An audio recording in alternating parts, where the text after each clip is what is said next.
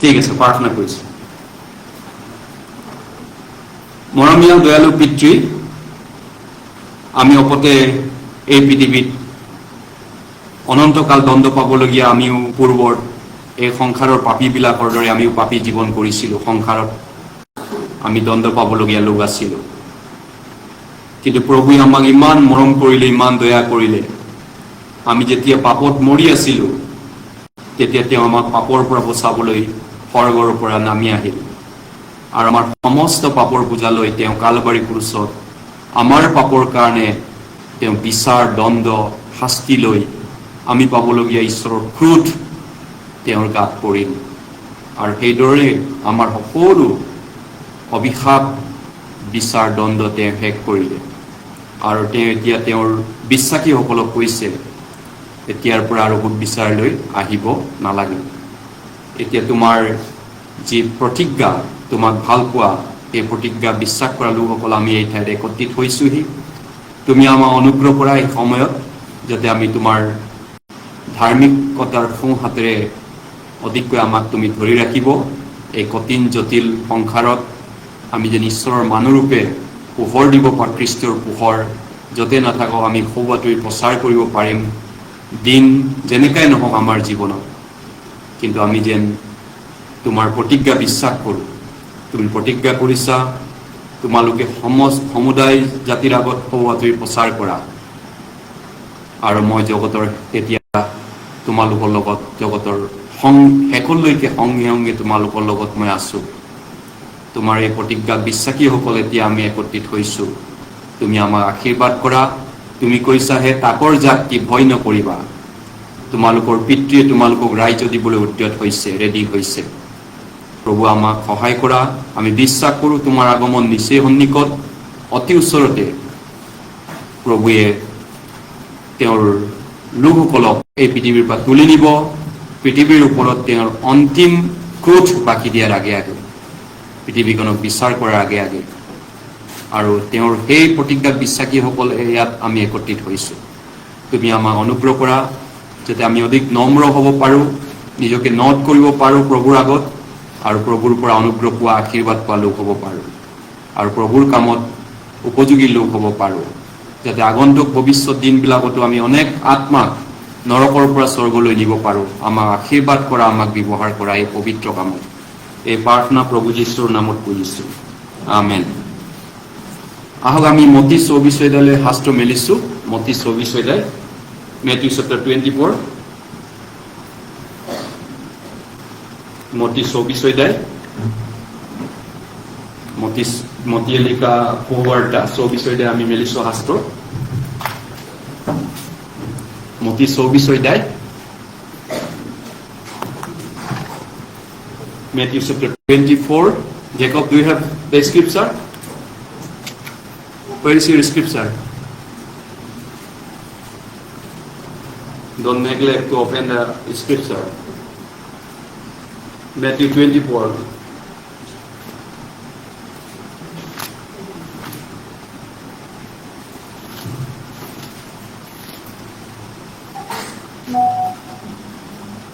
মতি 24 অধ্যায় শাস্ত্ৰ মেলিছোঁ। 3 পদ প্ৰথমতে আমি শাস্ত্ৰ মেলিছোঁ।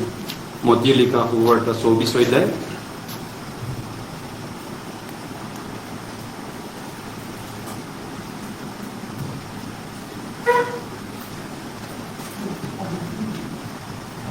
মতি 24 অধ্যায়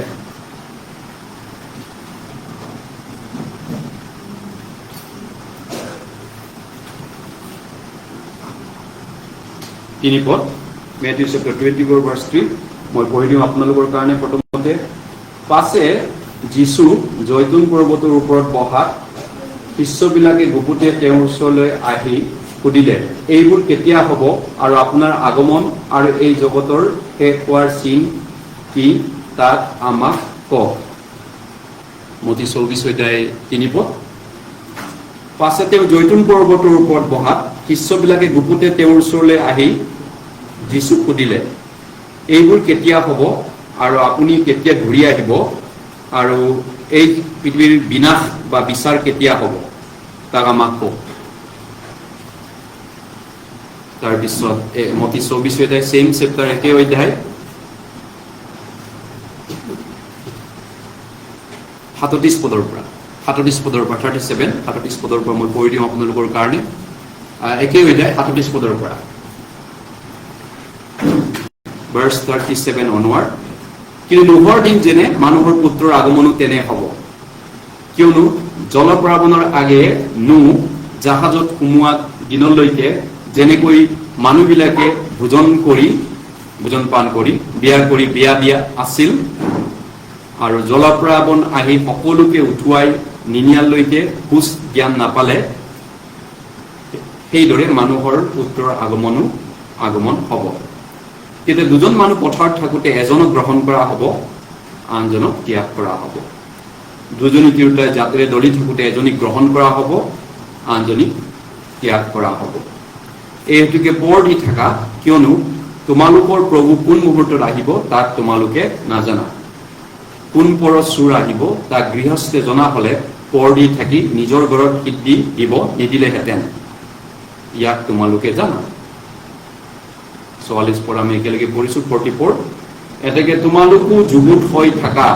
কিয়নো যি সময়ত তোমালোকে নাভাবা সেই সময়তে মানুহৰ পুত্ৰ আহিব আজিৰ বিষয়টো আপোনালোকে নিশ্চয় গমে পাইছে চাগে আজি আমি কি বিষয়টোৰ ওপৰত চৰ্চা বাইবেল শিকিব বিচাৰিছো ইংৰাজীত কয় ৰেপচাৰ আৰু ৰেপচাৰ বুলি অসমীয়াত তুলি নিয়া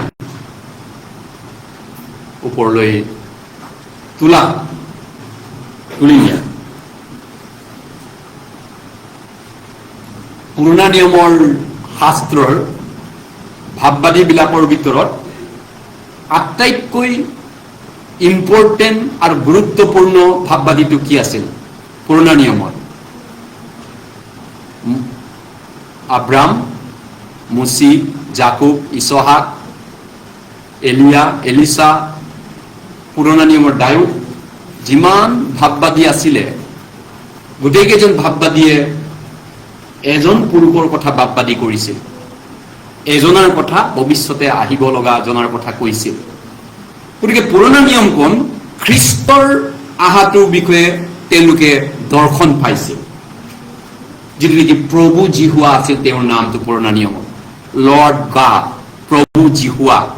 প্ৰভু জিহুৱাই মোক কৈছে প্ৰভু জিহুৱাই কথা ক'লে গতিকে পুৰণা নিয়মখনত প্ৰভু জিহুৱা যিজন আছিলে তেওঁ অদৃশ্য ৰূপে আছিলে ছায়া ৰূপে আছিলে তেওঁ দেখা পোৱা নগৈছিলে আৰু সেইজন ভৱিষ্যতে আহিব বুলি পুৰণা নিয়মত শপত কৰি থৈছিলে আব্ৰামৰ ঈশ্বৰ জাকুবৰ ঈশ্বৰ ইছহাকৰ ঈশ্বৰ আৰু আদি পিতৃবিলাকৰ ঈশ্বৰৰ আগত আৰু সেই পুৰণা নিয়মৰ প্ৰতিজ্ঞা সঁচাই খ্ৰীষ্ট যেতিয়া আহিছিল তেতিয়া ফলিয়ালে খ্ৰীষ্টই পৃথিৱীত অহা সময়ত পুৰণা নিয়মৰ সকলো তেওঁৰ বিষয়ে কোৱা ভাৱবাদী 320টা যিটো ভাৱবাদী আছিল খ্ৰীষ্টৰ আগমনৰ বিষয়ে প্ৰথম অহা খ্ৰীষ্টৰ বিষয়ে সেই 320টা ভাৱবাদী খ্ৰীষ্টৰ জীৱনত অহাৰ লগে লগে ফুলফিল হল সিদ্ধ হল ফলিয়ালে পুৰণা নিয়মৰ ভাৱবাদীৰ ভিতৰত তো নতুন নিয়মৰ সৰ্বশ্ৰেষ্ঠ ভৱিষ্যৎবাণী কি প্ৰফেচিটো কি নতুন নিয়মখনৰ তেনেহ'লে নিউ টেষ্টামেণ্টৰ সৰ্বশ্ৰেষ্ঠ ভাৱবাদীটো হৈছে যীশু সেকেণ্ড কামিং হ'ব Jesus will come back again যীশু ঘূৰি আহিব সেইটো হৈছে যীশুৰ নিজৰ মুখেৰে কোৱা কথাবিলাকৰ ভিতৰত সৰ্বশ্ৰেষ্ঠ এটা ভৱিষ্যৎবাণী আছিল গতিকে যীশু অহা দিনাখন পৃথিৱীত কি কি ঘটনা ঘটিব ইয়াক তেওঁৰ শিষ্যবিলাকে সুধিছিল মতি 24:3 পদত যে আপুনি যেতিয়া আহিব আপোনাৰ আহাৰ সময় কেতিয়া হ'ব আৰু আপোনাৰ আগমন আৰু এই জগতৰ শেষ হোৱাৰ চিন কি আপোনাৰ আগমন আৰু জগতৰ শেষ চাওক কানেকশ্যনটো শিষ্যবিলাকে কি সুধিছে আপুনি কেতিয়া আহিব আৰু পৃথিৱী কেতিয়া বিনাশ হ'ব তাৰ মানে এইটো লিংক আছে যীশুৰ অহাৰ লগে লগে পৃথিৱীৰ বিনাশ নিশ্চিত বিচাৰ নিশ্চিত যীশু নহাৰ কাৰণে বিচাৰ হোৱা নাই নহয়নে যীশু আহিলে বিচাৰ আৰম্ভ হ'ব গোটেই বিশ্ববাসীৰ ওপৰত তয়াময়া বিপদ আহিব খ্ৰীষ্টাৰী আহিব পৃথিৱীত খ্ৰীষ্টাৰীয়ে পৃথিৱীক বিনাশ কৰিব কিন্তু যীশু অহাৰ লগে লগে এইটো কানেক্টেড আছে যীশু কেতিয়া আহিব আপুনি আৰু আপোনাৰ আগমন আৰু এই পৃথিৱীৰ বিনাশ হোৱাৰ চিন্তি তাক কওক তেতিয়া যীশুৱে কৈছে নোহাৰ বানপানীৰ দৰে হ'ব। নোহাৰ বানপানীৰ সময়ত কি কৰি আছিল মানুহবিলাক? 120টা বছৰ নোহাৰ বানপানীৰ কথা বিচাৰৰ কথা প্ৰচাৰ কৰি আছিল যে জলপ্লাবন আহিব, আপোনালোকক ঈশ্বৰে পানিছ কৰিব, বিচাৰ কৰিব, আপোনালোকে ৰিপেণ্ট কৰক, মন পশ্চাতাপ কৰক, মন সলনি কৰক আৰু ঈশ্বৰে তৈয়াৰ কৰা পৰিত্ৰাণটোত সোমাওক, ঈশ্বৰে ৰেডি কৰা চেলভেশ্যনটো আপোনালোকে গ্ৰহণ কৰক। আৰু সেই চেলভেশ্যনটো, পৰিত্ৰাণটো, আৰ্ক অফ চেলভেশ্যন, পৰিত্ৰাণটো আছিলে সেই জাহাজটো। সেই জাহাজত সোমাবৰ কাৰণে নোহোৱা 120টা বছৰ মানুহক ঈশ্বৰৰ ধাৰ্মিক কথা প্ৰচাৰক পিতৰে কৈছে, তেওঁ 120 বছৰ প্ৰচাৰ কৰিছিল। 2 পিতৰ 2:2 কৈছে 120 বছৰ। 120টা বছৰ নোহোৱাই চিঞৰিলে মানুহবিলাকক যে আপোনালোকে, ঈশ্বৰে আপোনালোকক ভাল পায়, মৰম কৰে। কিন্তু ঈশ্বৰ কোনো পধ্যেই পাপীক, তেওঁ দোষীক নিৰ্দোষী নকৰিব। তেওঁ ন্যায়বান ঈশ্বৰ, জাষ্টিচ ঈশ্বৰ।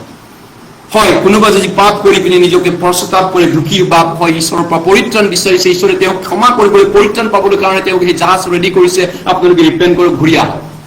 কিন্তু 120টা বছৰ নোহোৱাই ধাৰ্মিক প্ৰচাৰৰ নোহোৱা প্ৰচাৰ কৰা স্বত্তেও মানুহবিলাকে ইমান কঠিন, ইমান জেদি মন আছিলে, মানুহবিলাক ব্যস্ত।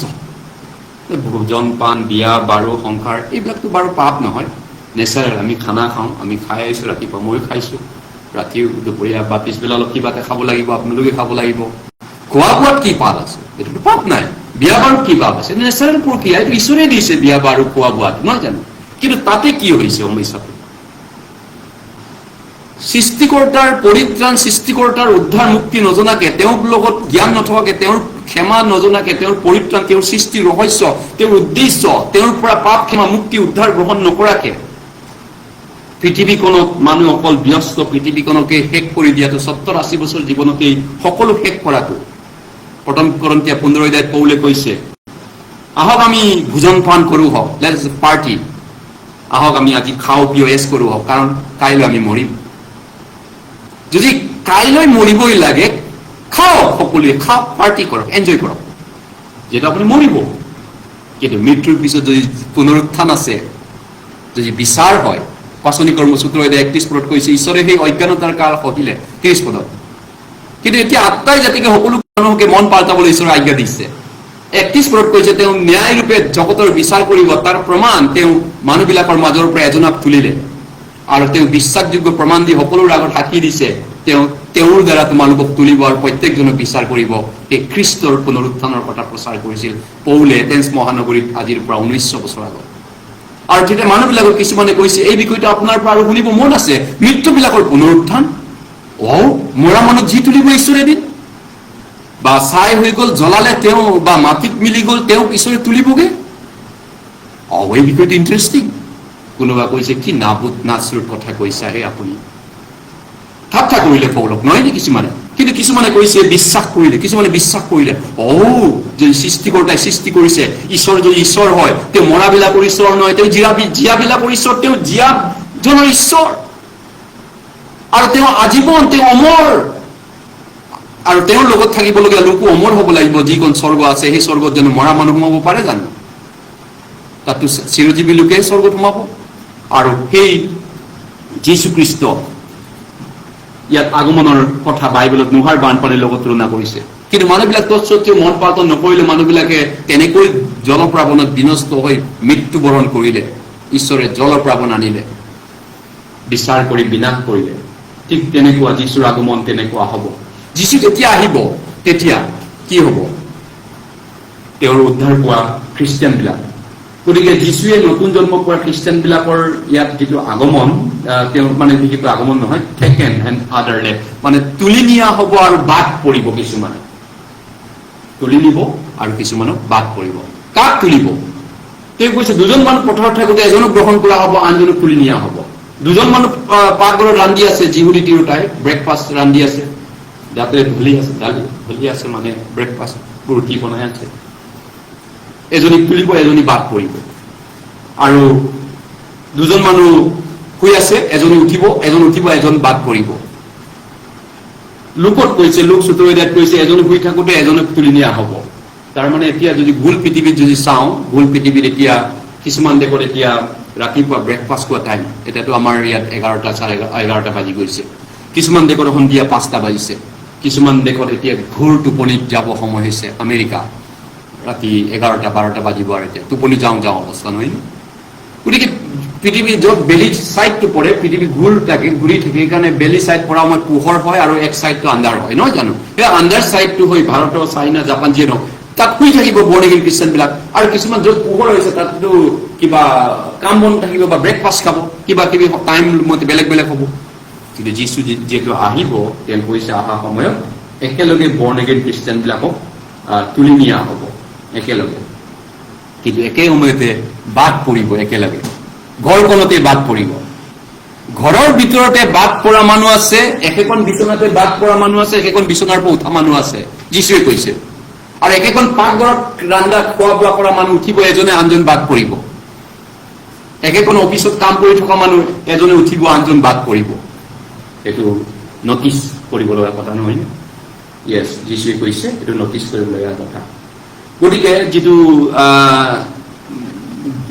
মূল্য, যিটো নেকি কনচেপ্ট, মানে সাধাৰণ জ্ঞানবোধ, নতুন জন্ম পোৱা খ্ৰীষ্টান বিলাকৰ মূল যিটো তত্ত্ব, মূল তত্ত্ব বুলি ক'লে কি কয়, যিটো ডক্টৰিন বুলি কয়, নহয় জানো? সেইটো মত বুলি কয় ডক্টৰিনটো। মতবাদ বা মত, সেইটো হৈছে ধাৰণা বা সাধাৰণ জ্ঞানবোধ। সেইটো হৈছে কি নতুন জন্ম পোৱা খ্ৰীষ্টান বিলাকৰ, সেইটো হৈছে ফিউচাৰ ঘটনা, এইটো ভৱিষ্যত হ'বলগীয়া ঘটনা। যীশুৰ আগমনটো ভৱিষ্যতে হ'ব, তেওঁৰ দ্বিতীয় আগমনটো। তাৰমানে আজিৰ পৰা, আজিয়ে হওক বা গধূলা হওক বা আগন্তুক দিনত হ'ব, ফিউচাৰত হ'ব, ফিউচাৰ ইভেণ্ট। গতিকে নতুন জন্ম পোৱা খ্ৰীষ্টিয়ান বিলাকক কৈছে যীশুখ্ৰীষ্টক কট আপ তুলি নিয়া হ'ব। এইটো ইংৰাজীত ৰেপচাৰ বুলি কোৱা যায়। ৰেপচাৰ, REFTEURE, ৰেপচাৰ, তুলি নিয়া, ওপৰলৈ তুলি নিয়া ওপৰলৈ। কিহৰ কাৰণে? প্ৰভুক এই পৃথিৱীত নহয়, আকাশত লগ, প্ৰভুক আকাশত লগ কৰিব লাগিব। আসমান, নীলে আসমান নে, নীল আকাশত প্ৰভু আহিব আৰু প্ৰভুৰ লোকবিলাকক আসমানত প্ৰভুৱে তুলি দিব। আকাশত, পৃথিৱীত নহয়, আকাশলৈ তুলি নিয়া হ'ব। এতিয়া আমাক তুলিলে কেনেকে আমি যাম? এৰোপ্লেনত আমাক উঠাই নিয়া বহুত স্পীডত, নহয়নে? 15 কিলোমিটাৰ ওপৰলৈ আমি ওপৰত উঠি যাওঁ। 15 কিলোমিটাৰ, ৰকেটত গ'লে 100 কিলোমিটাৰ, বা আৰু ওপৰত যোৱা ইণ্টাৰনেশ্যনেল স্পেচটো 400-500 কিলোমিটাৰ ওপৰত আছে।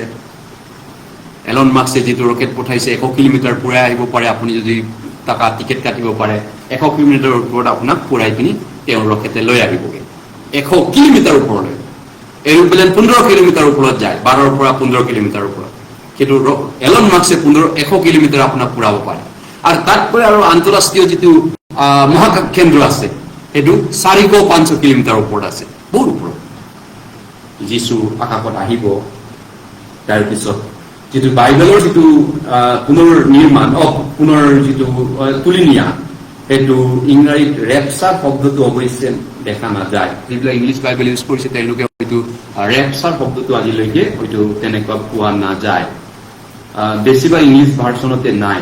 কিন্তু এইটো ক'ৰ পৰা আহিছে ৰেপচাৰ শব্দটো? লেটিন শব্দৰ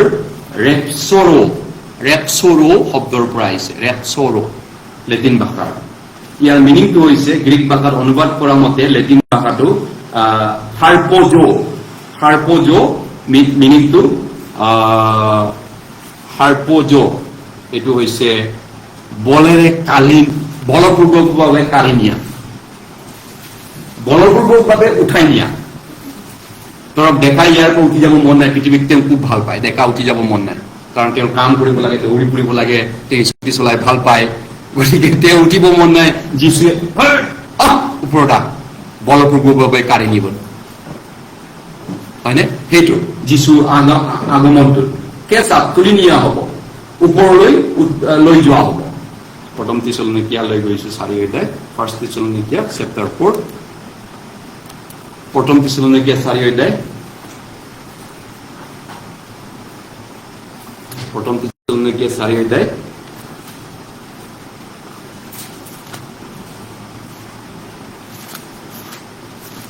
প্ৰথম তেছালোনিকে 4 অধ্যায়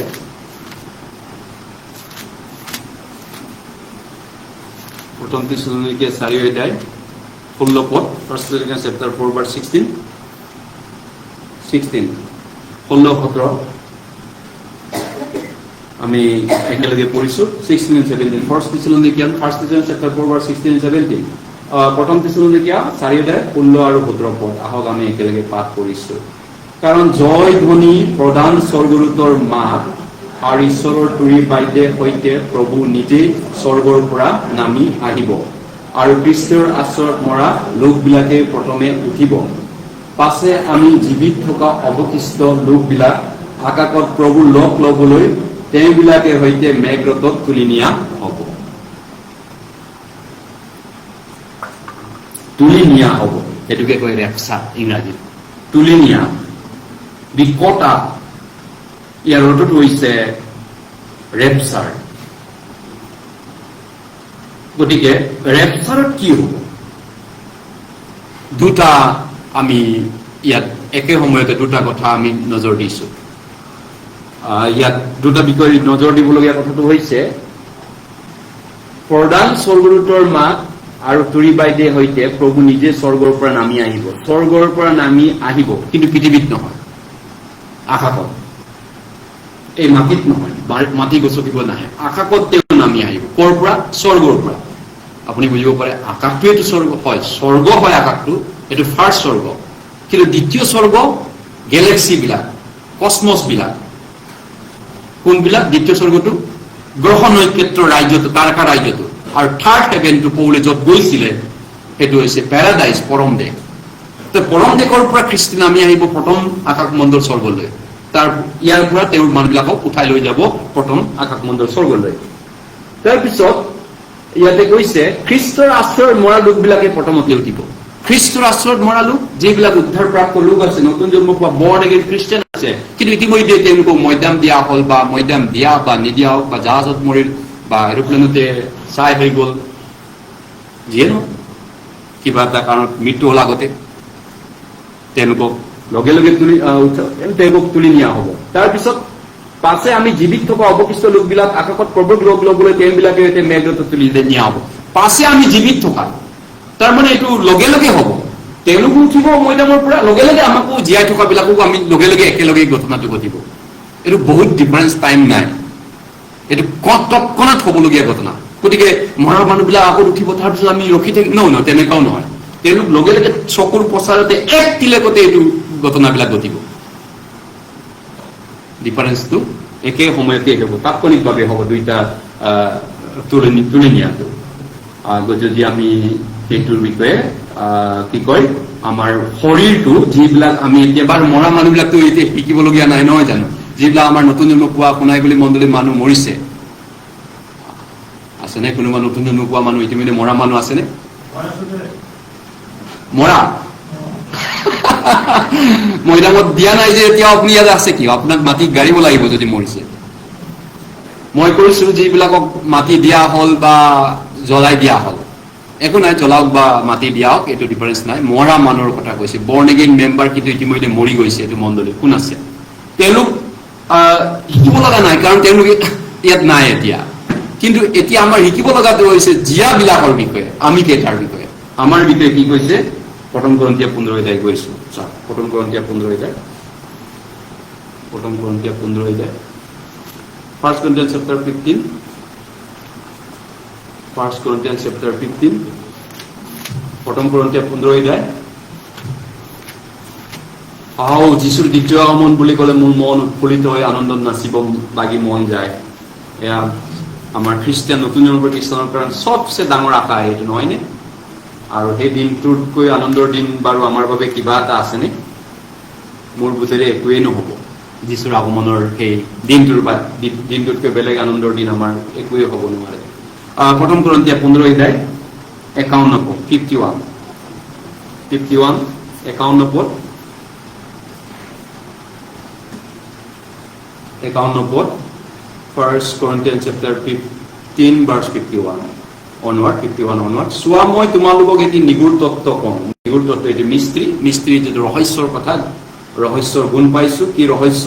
নিগুৰ আমি সকলোৱে নিদ্ৰিত নহওঁ। মানে ইয়াত মৰাবিলাকক কৈছে টোপনিত তেওঁলোকে মাটিত নাথাকিব, চাই হয়, কিন্তু শেষৰ তৰিদনিত এক তিলেকত চকুৰ প্ৰচাৰতে ৰূপান্তৰিত, চকুৰ প্ৰচাৰতে এক তিলেকতে, মানে কি চকুটিপ মাৰিবলৈ কিমান টাইম লাগে, চকুটো ওপৰৰ পাতল কৰিবলৈ 1 মিনিটো নালাগে, 1 ছেকেণ্ডো নালাগে।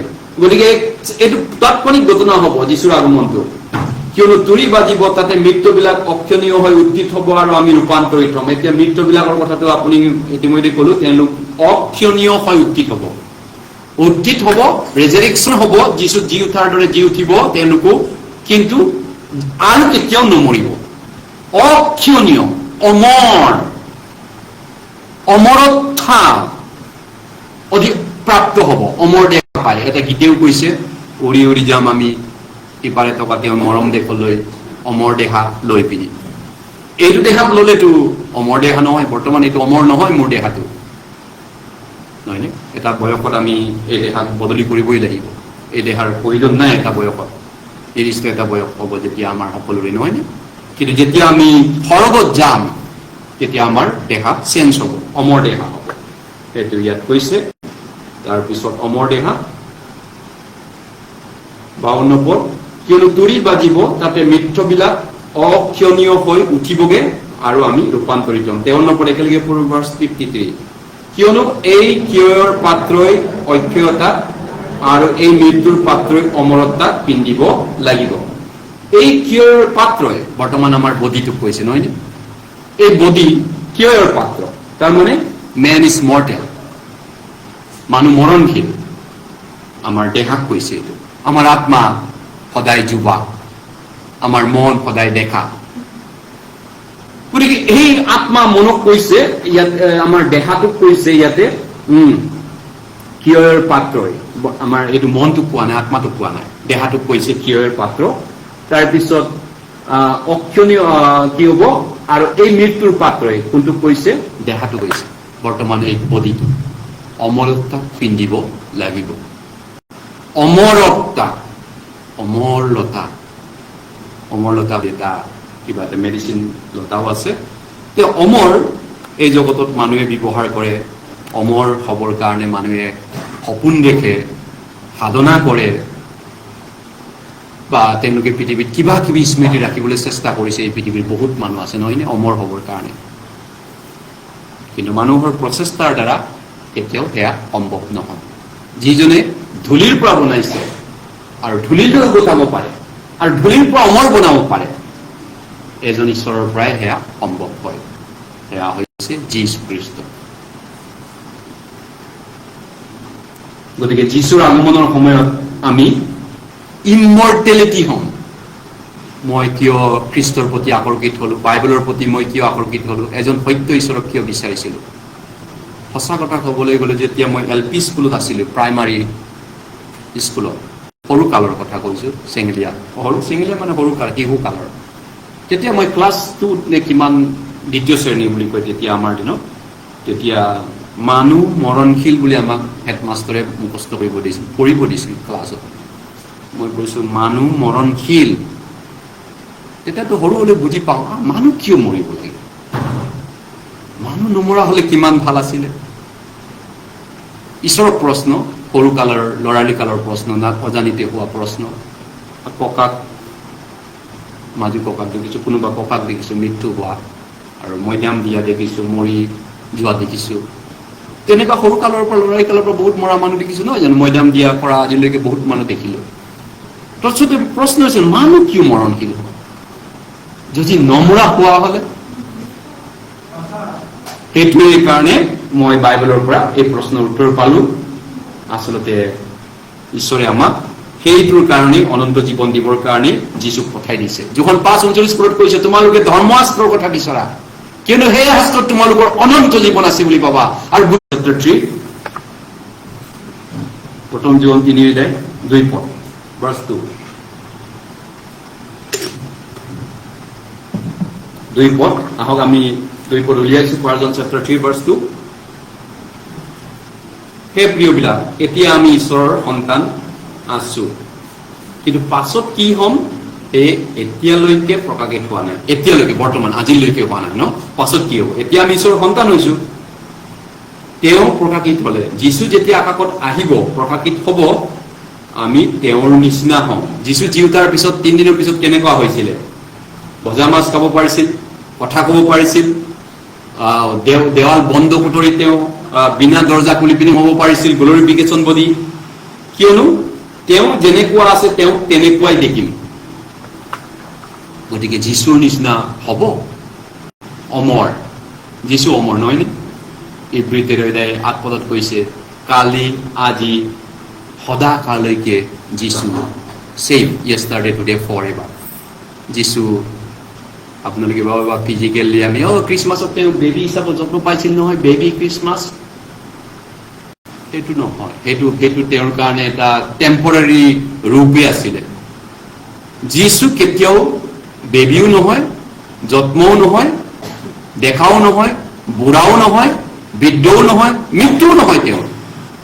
তেওঁ অনাদি অনন্ত, আলফা ওমেগা, আদি আৰু অন্ত।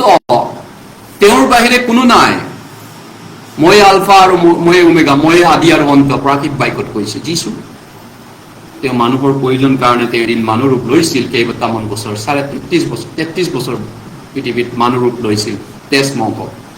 আদিতে বাক্য আছিল, বাক্য ঈশ্বৰৰ সৈতে আছিল, আৰু বাক্যই স্বয়ং ঈশ্বৰ যোগনে সৈতে কৈছে। সেই বাক্য, পুৰণা নিয়মত আব্ৰামক কথা কোৱা বাক্য, মুচিক কথা কোৱা এই বাক্য, দাউদক কথা কোৱা, ইয়ুবক কথা কোৱা সেই বাক্য মাংস হ'ল, যীশু হ'ল। কেইবছৰ মানুহৰ কাৰণে ঈশ্বৰ মানুহ ৰূপ ললে, সেই বাক্য, পুৰণা নিয়মৰ বাক্য, আৰু অনুগ্ৰহ আৰু সত্যতাৰে বসতি হৈ আমাৰ মাজত বসতি কৰিলে। সেই বাক্য মানুহ হ'ল। গতিকে সেই ঈশ্বৰজন এতিয়া পুনৰুত্থিত হোৱাৰ পিছত তেওঁ স্বৰ্গত আছে নহয়নে? হয়। আৰু যীশু পুনৰুত্থান হৈ স্বৰ্গত যোৱাৰ পিছত তেওঁ গ্ৰান্তি দিছে, তেওঁৰ লোক সকলো তেওঁৰ নিচিনা হ'ব। ফিলিপিয়া 3:9 কৈছে 20 পদত, কিয়নো আমি যি ৰাইজৰ মানুহ, সেই ৰাইজ স্বৰ্গত আছে। ৰাইজ আমিতো ভাৰতীয় ৰাইজ, অসমৰ ৰাইজৰ মানুহ। ইয়াত পাকিস্তানৰ মানুহ আছে নেকি? পাকিস্তানৰ মানুহ থাকিলে দিগদাৰ হ'ব, এতিয়া খেদাই দিব এইটো আমাৰ চৰকাৰে। বাংলাদেশ নেশ্যনেলিটি, চাইনিজ নেশ্যনেলিটি নাই, আমি চবেই ইণ্ডিয়ান নেশ্যনেলিটি।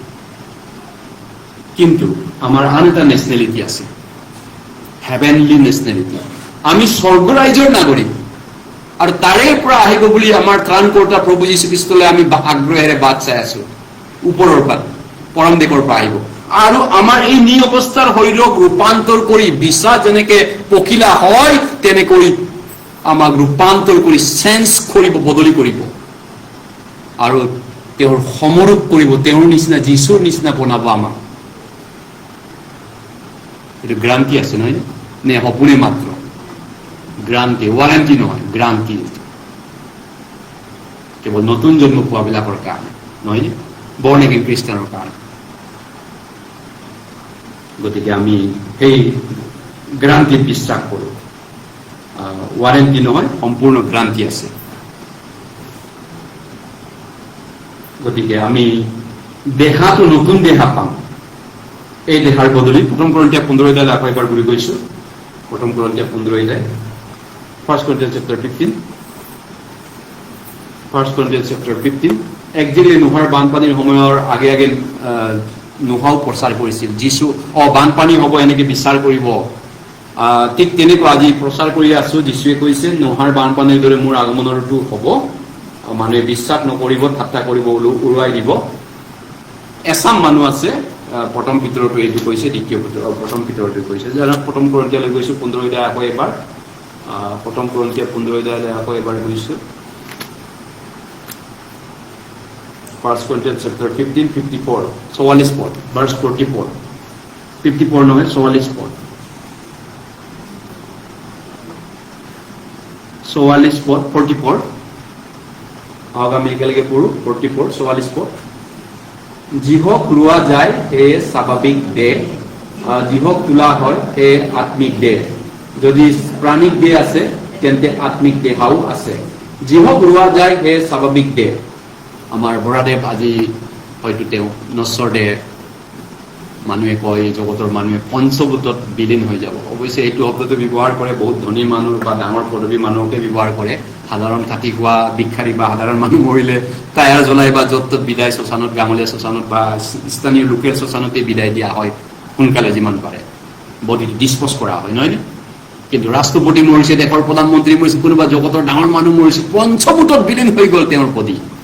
যিয়ে নহওক সেইটো তেওঁলোকে কয়, মই কোৱা নাই, বাইবেলে কোৱা নাই। 44 পদত কৈছে যিহক ৰোৱা যায় এতিয়া ৰোৱা যাব, সেয়ে স্বাভাৱিক দেহ। স্বাভাৱিক দেহ আমাৰ দেহাটো বৰ্তমান এইটো স্বাভাৱিক দেহ, ৰোৱা হৈছে, নহয় নে? কিন্তু যিহক তোলা হয় সেয়ে আত্মিক দেহ, স্পিৰিচুৱেল বডি। স্পিৰিচুৱেল বডি বিলাকৰ মাজত মাজে সময়ে আছিল। এইটো কি আছিল? স্পিৰিচুৱেল বডি, আত্মিক দেহা। যদি প্ৰাণিক দেহা আছে তেন্তে আত্মিক দেহাও আছে। বৰ্তমান আমি প্ৰাণিক দেহাত আছো। ইয়েছ, প্ৰাণিক দেহা, প্ৰাণিক দেহা। আৰু প্ৰাণিক দেহাটো যেতিয়া মানুহজন এৰি গুচি গ'ল তেতিয়া কি বুলি কওঁ আমি? মানুহজন ঢুকাল আৰু মানুহজন নাই আৰু, মাত চাত নাই, এতিয়া একোৱেই নাই। তেওঁ ঠাণ্ডা হৈ গ'ল, বডি চেঁচা হৈ গ'ল, তেওঁৰ আত্মা নাই এতিয়া। সেইটো হৈছে প্ৰাণিক দেহাটো মৃত্যু হয় তেনেকুৱা।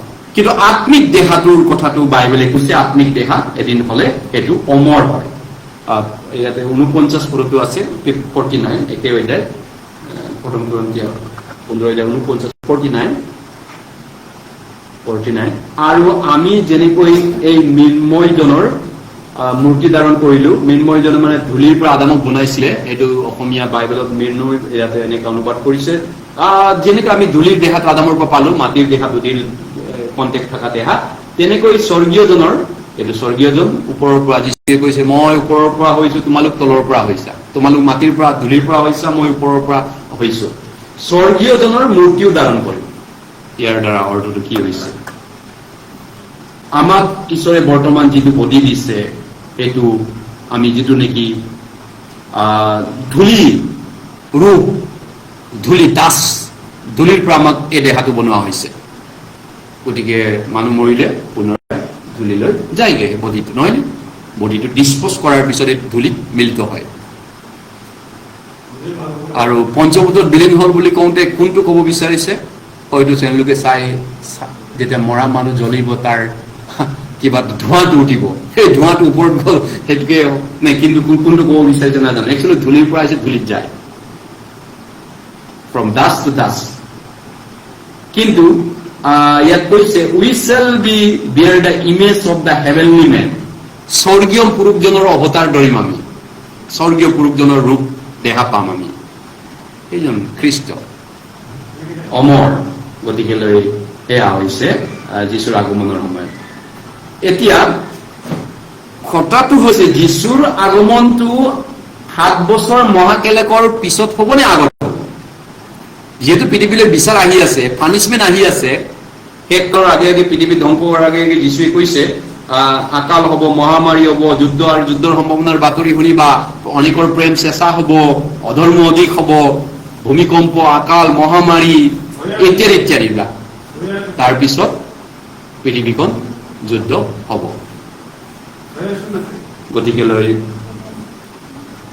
এতিয়া যীশু অহা সময়টো, এই যিটো আগমনটো বা তুলি নিয়াটো পূৰ্বে আগে হ'বনে, প্ৰি নে পষ্ট ট্ৰিবুলেশ্যন? প্ৰি ট্ৰিবুলেশ্যন অৰ পষ্ট ট্ৰিবুলেশ্যন? মিনিংটো কি? পানিচমেণ্ট চলি থকা সময়ত আমাক তুলি নিবনে, বিচাৰ কৰি পৃথিৱীত যুদ্ধ জ্বলি পৃথিৱীখন শাস্তি দিয়া সময়ত তাৰ মাজৰ পৰা আমি কোনো ৰকম দৌৰি বাচিম নে, নে সেই দিন নোহোৱাৰ আগতে আমাক তুলি নিবনে, নে সেই দিনটো আমি পাৰ কৰি পিছতে আমি বাচিব পাৰিম?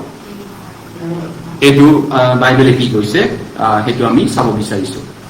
গতিকে বিশ্বাসীবিলাক তুলি নিয়া হ'ব 7 বছৰ মহাকেলেকৰ পূৰ্বে আগে আগতে তুলি নিব। যেনেকে নোহাৰ বানপানীৰ আগে আগে হনুকক ঈশ্বৰে তুলি নিছিল।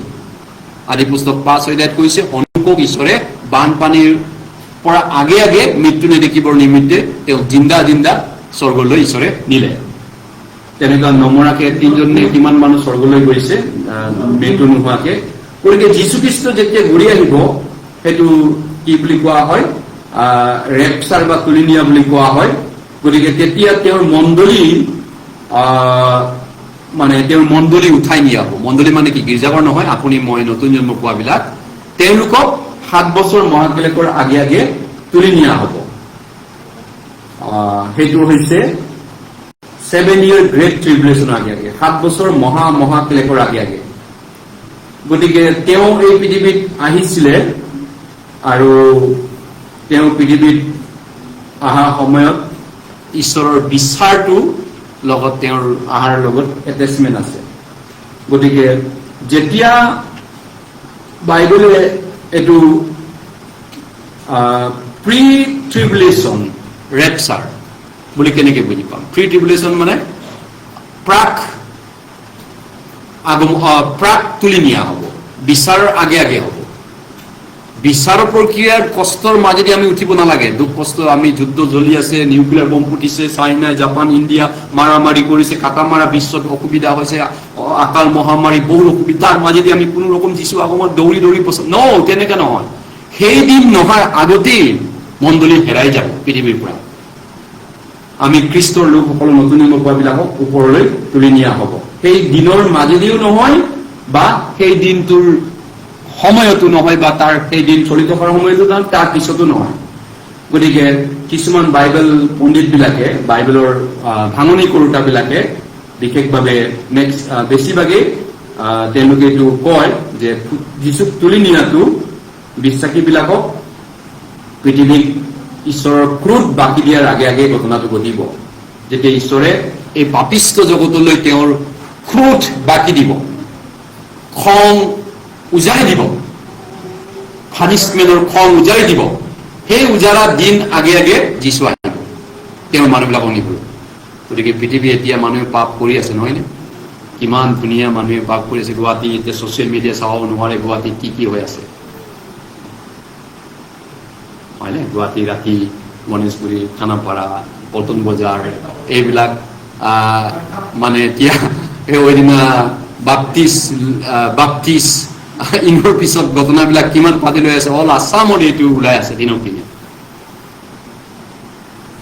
কৰৰপতি গাড়ী লৈ ঘূৰি আছে সেইবিলাক মানুহ, গোটেই ৰাতি তেওঁলোকে পাপ কৰে আৰু দিনত কিবা যায় বোলে, কি কয় এইটো কি কয়, জিমত যায় আৰু দামী কৰৰ থেকে গাড়ী চলাই আৰু সমাজত ভদ্ৰমুখৰ মুখা পিন্ধা কৰি ঘূৰি ফুৰি আছে আমাৰ আশে পাশে।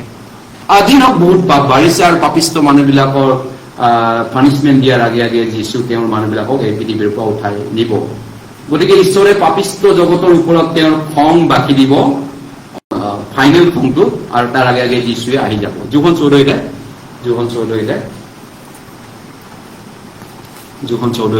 2 পদ, Gospel John chapter 14.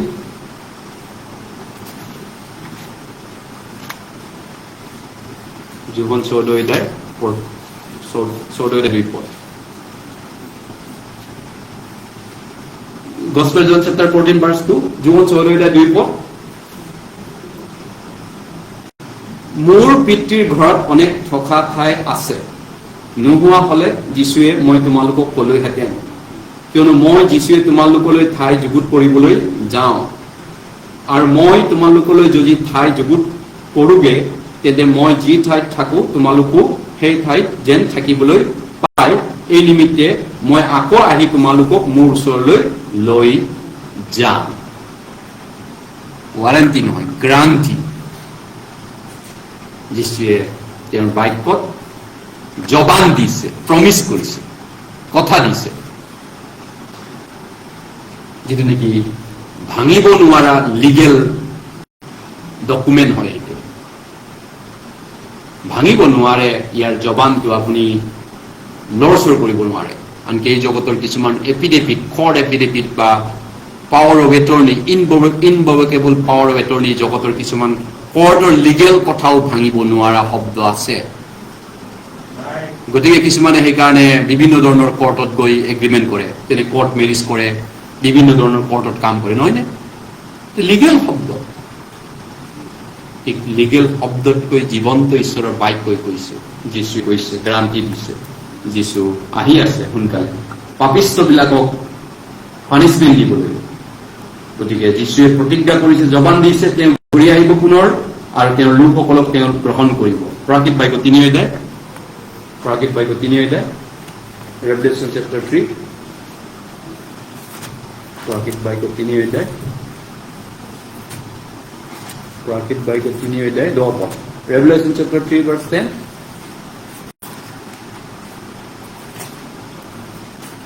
প্ৰাকৃত বাক্য 3 অধ্যায় 10 পদ।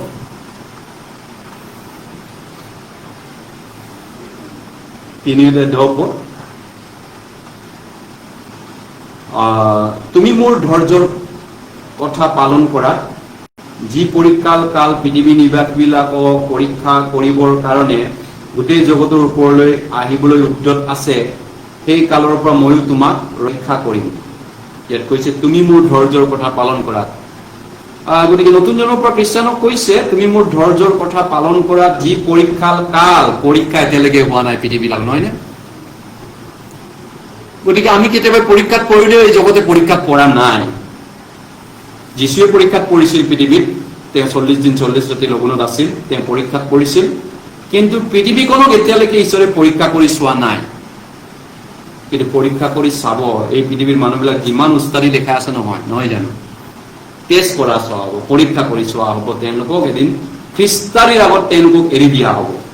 খ্ৰীষ্টাৰীৰ আগত পৰীক্ষা কাল আহিব গোটেই জগতৰ ওপৰলৈ, গোটেই জগত খ্ৰীষ্টাৰীয়ে শাসন কৰিব, খ্ৰীষ্টাৰীক এৰি দিব যীশুৱে।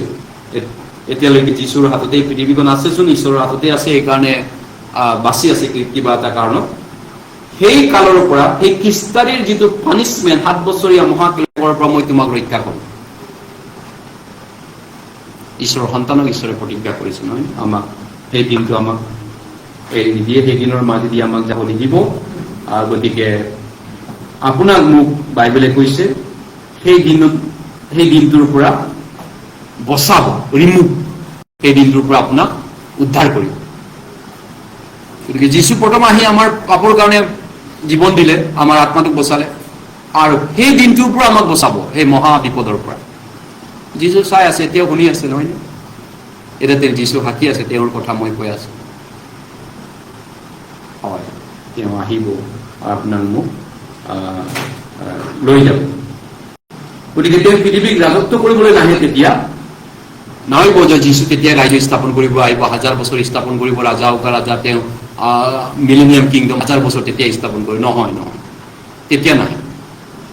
সেইটো অলপমান গেপ আছে। গতিকে যীশুৱে সেই সময়ত ৰাজত্ব কৰিব নাই, কিন্তু মণ্ডলীক পৃথিৱীৰ পৰা, সেই ক্ৰোধৰ পৰা ঈশ্বৰে বচাব। কেনেকৈ গম পাম আমি যে যীশু আহি আমাৰ মণ্ডলীক, আমাৰ নতুন জন্ম পোৱাবিলাকক সেই মহাবিপদৰ পৰা বচাব? কিবা এটা বাইবেলৰ প্ৰমাণ পদ আছেনে? আমি পদবিলাক এতিয়া চালো, প্ৰাকৃত বাক্য 3 অধ্যায় পদ। আন এটা পদ চাম আমি, প্ৰথম থেছালনিকা 1 অধ্যায়, 1 Thessalonians chapter 1, 1 Thessalonians chapter 1, প্ৰথম থেছালনিকা 1 অধ্যায়। কাৰণ এই পৃথিৱীত বহুত তেনেকুৱা বিধৰ্মী দল আছে, তেওঁলোকে কয় যে আমিও সেই কষ্টৰ মাজেৰে যাব লাগিব দেই মণ্ডলীও। আমি কিছু অহা সময়ত আমিও 7 বছৰ মহাক্লেশ পাম, 30 তাৰিখ পাম, আমিও 664 নম্বৰ নলবৰ কাৰণে দৌৰি ফুৰিব লাগিব। এনেকুৱা বহুত বিধৰ্মী তত্ত্ব আছে, খ্ৰীষ্টান পাদৰী আছে, ডাঙৰ ডাঙৰ লিডাৰ আছে, তেনেকুৱা মত তেওঁলোকে কয়। মানুহক ভয় খুৱাই, মানুহক ভীতিগ্ৰস্ত কৰে, নতুন জন্ম পোৱাবিলাকৰ বিশ্বাসক তেওঁলোকে গণ্ডগোল কৰে, নহয় নে? সেইটো গণ্ডগোলীয়া বিধৰ্মী দল। প্ৰথম থেছালনিকা আমি কৈ আছো 1 অধ্যায়, প্ৰথম থেছালনিকা 1 অধ্যায় 10 পদ, অসমীয়া 9 পদ হ'ব, ইংলিছ 10, অসমীয়া 9 পদ আছে। 1 Thessalonians chapter 1 verse 10, অসমীয়া 9 পদ।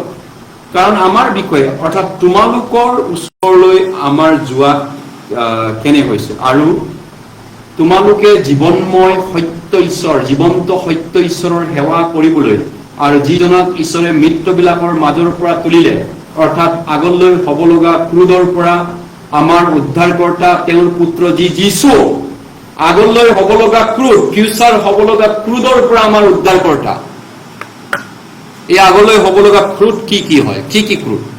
এই মানৱ জাতিৰ ওপৰত ঈশ্বৰৰ যি ফাইনেল ক্ৰুড খং, ঈশ্বৰে শুনি আছে এতিয়া। মোৰ কথাই কৈ আছে দেখোন, তেওঁ শুনি আছে নহয় নে?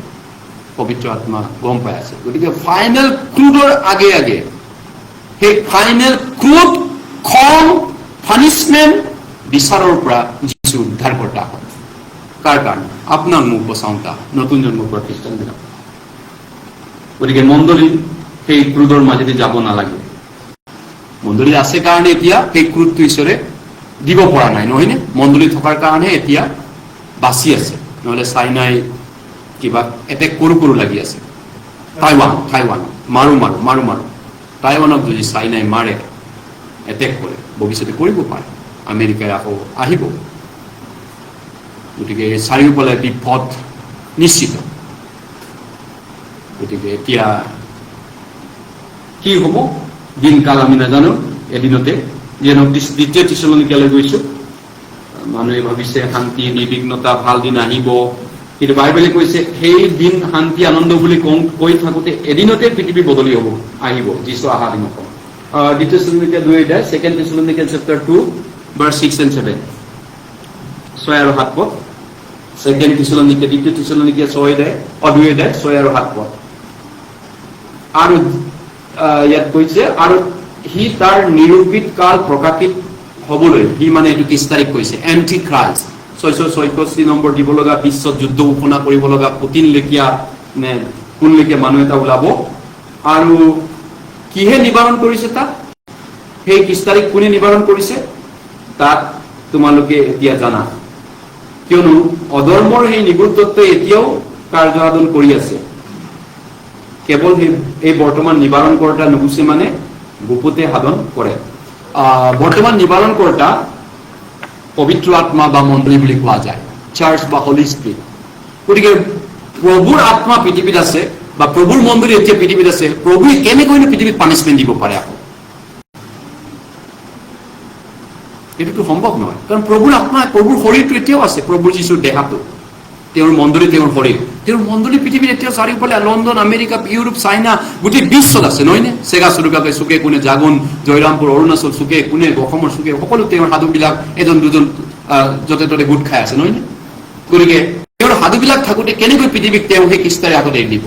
গতিকে সেই মণ্ডলী, সেই সাধুজন থকাৰ কাৰণে নিবাৰণ কৰ্তা সেইটো হয়। খ্ৰীষ্টাৰীক বাধা দি আছে, তই এতিয়া আহিব নোৱাৰ, তোৰ এতিয়া টাইম নহয়, তোৰ টাইম নহয়, এতিয়া তোৰ টাইম হোৱা নাই। কিন্তু যেতিয়া মণ্ডলী নাইকিয়া হ'ব, নিবাৰণ কৰ্তা বাধা দিওঁতা গুচি যাব, খ্ৰীষ্টাৰী ওলাই যাব, নহয় নে? মোৰ যুগ আহি গ'ল, মোৰ পাল্লা এতিয়া পানিছমেণ্ট দিয়া দে, মানুহবিলাকক এতিয়া পানিছমেণ্ট দিব লাগে, শাস্তি দিব লাগে, যাক যিমান পাৰে কষ্ট দিব লাগে। নম্বৰ নহ'লে কিনা বেচাটো নহ'বই, খাব নাপাব, বাছত উঠিব নাপাব, একো মোবাইল ৰিচাৰ্জ নহ'ব, কাৰণ পইচা কেছলেছ হ'ব ছ'চাইটি, পইচা উঠি যাব, নগদ ধন উঠি যাব, মাত্ৰ অনলাইন ছিষ্টেম হ'ব, কপালত বা সোঁহাতত নম্বৰ ল'ব লাগিব, নহয় সেই দিনটো। গতিকে কিছুমান বাইবেলৰ এই যিবিলাক অনুবাদকাৰী বা বাইবেলৰ ব্যাখ্যাকাৰী, পবিত্ৰ আত্মা ইয়াত কাম কৰি আছে মণ্ডলীত, সেইটো ইতিমধ্যে ক'লো, সেইটো বুজাইছে। এণ্টি ক্ৰাইষ্ট অহাৰ লগে লগে তাৰ আগতে এইটো বচাই আছে। প্ৰথম থেছালনিকা, কিন্তু হঠাতে দিন সলনি হ'ব। প্ৰথম থেছালনিকা 5 অধ্যায়, যেতিয়া মানুহে বুলিব শান্তি আনন্দ ভাল দিন আহি গ'ল, যিছু আহি পিনি সকলোকে লতি গতি লগাই দিব। প্ৰথম থেছালনিকা 5 অধ্যায়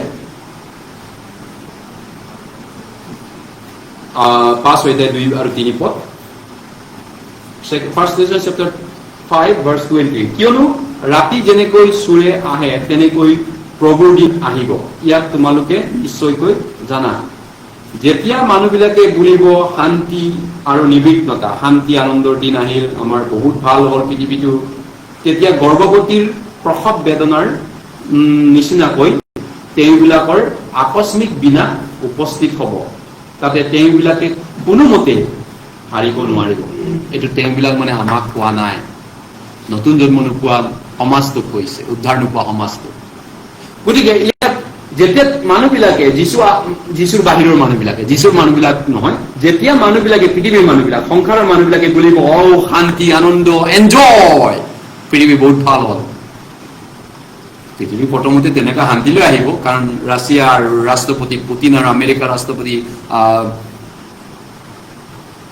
ডনাল্ড ট্ৰাম্পে মিটিং মাৰিলে নহয় জানো কেইদিনমান আগত ইউক্ৰেইন যুদ্ধ সমাপ্ত কৰিবলৈ। গতিকে তেওঁলোক আলাস্কাত মিলিত হৈছে, ধুনীয়া এখন মিটিং হৈছে, যেন মানে পৃথিৱী শান্তিয়ে হ'ব আৰু বৰ্তমানে। গতিকে তেনেকৈ এটা এগ্ৰিমেণ্ট হ'ব পৃথিৱীত। প্ৰথমতে China, Bharat, Israel, Iran, Russia, America চব মিলি এটা এগ্ৰিমেণ্ট চাইন কৰিব, আমি যুদ্ধ নকৰোঁ, মিলি থাকোঁ। আৰু এতিয়ালৈকেতো যুদ্ধ ষ্টপ কৰিব পৰা নাই। ৰাছিয়াৰ আৰ্মিয়ে সেইদিনাও মাৰি ইউক্ৰেইনৰ 1300 কিবা এটা আৰ্মিক খতম কৰি দিলে। ইউক্ৰেইনত কিমান ছোৱালী বিধৱা হৈছে, ডেকা ডেকা ছোৱালী। ৰাছিয়াৰো ছোৱালী বহুত বিধৱা হৈছে, কাৰণ জোৱান ল'ৰাবিলাকক মাৰি দিয়া হৈছে। হাজাৰ হাজাৰ 50,000 80,000 আৰ্মি মাৰিলে মানে তাৰ কিমান বিধৱা হৈ গৈছে নহয় নে? ৰাছিয়া আৰু ইউক্ৰেইনৰ বিধৱা হৈছে। একেদিনে 1300-1400 আৰ্মি মাৰিছে, ডেকা ল'ৰা সেইবিলাক বিয়া পতা নপতাটো বাৰু একো নাই, বিয়া পতাবিলাকতো বিধৱা হৈ গৈছে।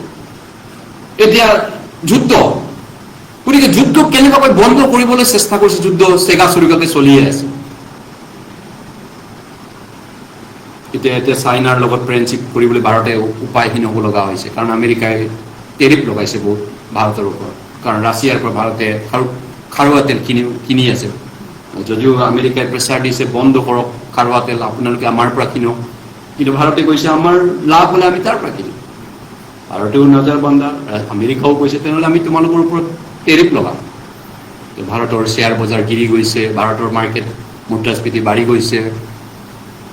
তথাপিতো এতিয়া উপায় নাইকিয়াত আমি চাইনাৰ ওচৰত হাত পাতিব লগা হৈছে। চাইনাত যাব বোলে প্ৰধানমন্ত্ৰী কেইদিনমানৰ পিছত লগ কৰিব। আন্তঃৰাষ্ট্ৰীয় মহলত কেতিয়া কি ৰূপ বদলি হয় আমি ক'ব নোৱাৰো এই বিশ্ব। গতিকে যেতিয়া মানুহবিলাক ভুলিব শান্তি আনন্দ, কি হ'ব? চাইনাৰ লগত আমাৰ ৰিলেশ্যন সদায় ভাল হ'বনে? কেনেকৈ বিশ্বাস কৰিব চাইনা?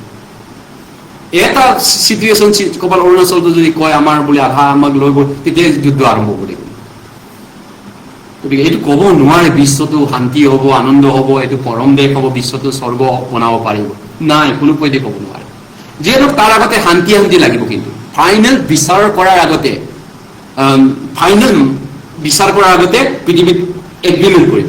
7 বছৰ আমি মিলি থাকোঁ, শান্তিত থাকোঁ, যুদ্ধ নকৰোঁ। আৰু পুটিন, বাইডেন ডনাল্ড ট্ৰাম্প বা বেইজিং ৰাষ্ট্ৰপতি মোদী, আমি চবে মিলি থাকোঁ, এগ্ৰিমেণ্ট কৰিব, শান্তিৰে থাকিব। পৃথিৱী শান্তি হ'ল, আনন্দ ভাল, চবেই ফূৰ্তি পাৰ্তা। এৰোপ্লেন নন ষ্টপ উৰি আছে নহয় নে? গুৱাহাটী এয়াৰপৰ্টত গ'লে ইমান মানুহ ফ্লাইটত, ক'ত যায় কি কৰে মানুহ, আচৰিত নহয় নে? গতিকে বিশ্বটো এতিয়া এনেকুৱা এটা গাঁও লেখীয়া হৈ গৈছে, গোটেই বিশ্ব এটা মানে এখন গাঁও, মানুহ সিফালৰ পৰা সিফাল নোযোৱাকৈ থাকিব নোৱাৰা হৈ গ'ল। গতিকে লৈ এতিয়া এনেকুৱা দিনকাল চলি থাকোঁতে যীশু যেতিয়া উভতি আহিব, তেতিয়া দিনকাল সেই সময়তে বিপৰ্যয় আহিব। গতিকে লৈ যেনেকে গৰ্ভৱতী তিৰোতা নহয়নে, গৰ্ভত আছে, হঠাতে বিষ আৰম্ভ হ'লে গম পায় এইটো প্ৰসৱৰ সময় আহিছে, ডেলিভাৰীৰ সময় আহিছে। ঠিক তেনেকুৱাই এই পৃথিৱীৰ বিষ ষ্টাৰ্ট হ'ব। লোক 21 অধ্যায় 36 পদ, লোক 21 অধ্যায় 36 পদ। আপোনালোকে শ্বৰ্ট মেছেজ শুনিব বিচাৰে নেকি? শ্বৰ্টকাট যাব বিচাৰে? শ্বৰ্টকাট ভাল নহয় পৃথিৱীত। আপুনি মই কাম কৰিবৰ কাৰণে দিনটো 8 ঘণ্টা পৰিশ্ৰম কৰোঁ, টকা 500-600 দেহাৰ কাৰণে, আত্মাৰ কাৰণে আমি 2 ঘণ্টা বাক্য পৰিশ্ৰম কৰাত আপোনাৰ আমনি লাগে? হয়, আমনি নালাগে চাগে। লোক 21 অধ্যায় 36 পদ। আমাৰ দেহাটোৰ কাৰণে আমি ইমান ঘণ্টা পৰিশ্ৰম কৰোঁ, তথাপিতো আমি পৰিশ্ৰম কৰিয়ে থাকোঁ। কিন্তু আমাৰ আত্মাটোৰ কাৰণে সপ্তাহত 1 ঘণ্টা। ভাই ভনীবিলাকতো বাইবেলো পঢ়িব নাজানে, কিছুমানে বাইবেলো নপঢ়ে, সপ্তাহত এবাৰ আহে, কিছুমানে মাহেকত এবাৰ আহে, তথাপিতো ভাবে যদি 1 ঘণ্টা বাইক শুনাটো বহুত আমনি, ইমান লাম্বা মেছেজ, 1 ঘণ্টা শুনিব লাগিব, 1 ঘণ্টা বাইবেল লিখিব লাগিব, হয়নে? 1 ঘণ্টাটো বহুত নে? আপুনি মই 24 ঘণ্টা দিনটোত 24 ঘণ্টা পাওঁ, তাৰে 16 ঘণ্টাই সংসাৰত ব্যয় কৰোঁ। 8 ঘণ্টা টোপনি মাৰোঁ, 16 ঘণ্টা সংসাৰত ব্যয় কৰোঁ। মাথাটো সংসাৰতে থাকে, মাথা। আৰু 16 ইনটু 7 কিমান হ'ব, কিমান ঘণ্টা? আৰু তাৰে 1 ঘণ্টা চাৰ্চত দিবলৈও বহুত বহুত আমনিদায়ক, নহয় নে? কিছুমানৰ বাবে অৱশ্যে চবেই নহয়, 34 পদ 36। কিন্তু এই সকলো ঘটিব লগা ঘটনাৰ পৰা তোমালোকে হাৰিবলৈ আৰু মানুহৰ পুত্ৰৰ আগত থিয় হ'বলৈ যেন সমৰ্থ হোৱা, এই নিমিত্তে সকলো সময়তে পৰ দি প্ৰাৰ্থনা কৰি থাকিবা। বাইবেলে কৈছে, যীশুৱে কৈছে এই সকলো ঘটনাৰ পৰা হাৰি থাকিবৰ কাৰণে। গতিকে তোমালোকে পৰ দি প্ৰাৰ্থনা কৰি থাকিবা। যেনেকে মদাহীয়ে মদ খালে নিচাত বকি থাকে, নহয়নে? গতিকে এই পৃথিৱীৰ পাপীবিলাকে পাপ কৰিও তেওঁলোকে গম নাপাব, হুঁচ নাপাব। কিন্তু আমি নতুন নোপোৱাবিলাকে আমি গম পাওঁ, আমি হুঁচ পাওঁ। গতিকে এতিয়া ইভাঞ্জেলিকেল আৰু ডিছপেনচেশ্যনেল যিবিলাক মণ্ডলী আছে বা জ্ঞান আছে, ইভাঞ্জেলিকেল আমাৰ দৰে প্ৰচাৰ কৰা, আমাৰ দৰে জ্ঞান থকা মানুহবিলাক, আৰু ৰোমান কেথলিকৰ মাজত কি পাৰ্থক্য আছে? Roman Catholic church, Eastern Orthodox church আৰু বহুত ৰিফৰ্ম মণ্ডলী আছে, যিবিলাকে আচলতে এনেধৰণে তেওঁলোকে এই ৰেপচাৰটো ছেপাৰেট নকৰে। কেথলিক মণ্ডলী জানেনে? অৰ্থডক্স আৰু কেথলিক মণ্ডলী এইবিলাক কি বিশ্বাস কৰে? তেওঁলোকৰ মতে তেওঁলোকে এটাই কয়, ফাইনেলি যীশু এবাৰ আহিব, তাৰপিছত বিচাৰ হ'ব আৰু ৰেজাৰেকশ্যন হ'ব, একেলগে গোটেইটো হ'ব বুলি তেওঁলোকে কয়। মানে যীশু আহিব প্ৰথমত, তাৰপিছত পানিছমেণ্ট হ'ব, তাৰ এনেকে তেওঁলোকে ডিফাৰেন্সটো তেওঁলোকে নাজানে। তেওঁৰ 7 বছৰ মই একেলগে হ'ব, 6 হ'ব, খ্ৰীষ্টাৰী আহিব, সেইটো কেথলিকে বিশ্বাস নকৰে বা এনেকে নকয়। অৰ্থডক্স মণ্ডলী এইটো নহয়। তাৰপিছত এইটো কিন্তু আমি দেখিছো যীশুৰ অহা সময়ত তুলি নিয়াটো, এইটো হৈছে ঈশ্বৰৰ এটা মানুহক উদ্ধাৰ কৰাৰ এটা আঁচনি হয়, মানুহ বচোৱা আৰু তেওঁৰ লোকসকলক তেওঁৰ লোক কৰিবৰ কাৰণে তেওঁ ফাইনেল বিচাৰৰ পৰা ল'বৰ কাৰণে তেওঁ খ্ৰীষ্টাৰী আহিবগে। গতিকে আমি দেখিছো বহুত খ্ৰীষ্টিয়ান বিশ্বাস কৰে যে ৰেপচাৰটো দৰকাৰ আছে। আপুনি কোনে কোনে বিশ্বাস কৰে যীশু ঘূৰি অহাটো দৰকাৰ আছে বুলি কোনে কোনে ভাবে? যীশু ঘূৰি অহাটো প্ৰয়োজন বুলি কাৰ কাৰ মনত প্ৰয়োজন বুলি ভাবি আছে এতিয়া? বহুতে সেইটো দৰকাৰ বুলি ভাবে। যীশু ঘূৰি নাহিলে পৃথিৱীটো শেষ হৈ যাব, আহিব লাগিব, বিচাৰ হ'ব লাগিব। গতিকে খ্ৰীষ্টিয়ান মণ্ডলীবিলাক খ্ৰীষ্টক চিৰজীৱন একগোট কৰিব লাগিব, নহয় নে? হয়, চিৰজীৱন তেওঁ প্ৰভুৰ লোক কৰিব লাগিব একেলগে। প্ৰথম তেছালোনিকিয়া 4:4, তেতিয়াই আমি আমেৰিকান, চাইনিজ, জাপানিজ খ্ৰীষ্টিয়ান বিলাকৰ লগত এক হ'মগে, একে বিশ্বাস, একে প্ৰভু, একে ঈশ্বৰ। আমি এতিয়ালৈকেতো এক হোৱা নাই, হয়তো আমি দেখাই নাই তেওঁলোকক, কিন্তু এদিন দেখা দেখি হ'ম, একেলগে আমি থাকিম একে এটা ৰাজ্যতে, একেখন নগৰতে। প্ৰথম তেছালোনিকিয়া 4:4, কিন্তু আমি একেলগে থাকিব পাম, এইটো এটা বাইবেলে আমাক প্ৰতিজ্ঞা কৰিছে। প্ৰথম তেছালোনিকিয়া 4:4 17 পদ, 4:17 পদ। আহক বাইবেল পদ চাইছো, 4:17 পদ, 17 পদ, 17 পদ।